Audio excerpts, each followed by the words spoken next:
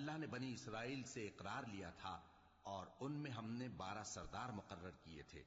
और अल्लाह ने फरमाया कि मैं तुम्हारे साथ हूं, अगर तुम नमाज पढ़ते और ज़कात देते रहोगे और मेरे पैगंबरों पर ईमान रखोगे और उनकी मदद करते रहोगे और अल्लाह को कर्ज हसन दोगे, तो मैं तुमसे तुम्हारे गुनाह दूर कर दूंगा और तुमको बहिश्तों में दाखिल करूंगा जिनके नीचे नहरें बह रही हैं।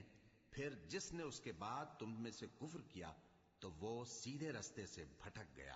बस उन लोगों के अहद तोड़ देने के सबब हमने उन पर लानत की और उनके दिलों को सख्त कर दिया।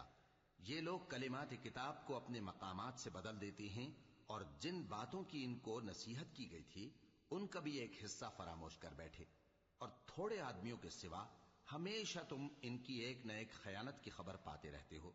सो इन्हें मुआफ रखो और इनसे दरगुजर करो। अल्लाह एहसान करने वालों को दोस्त रख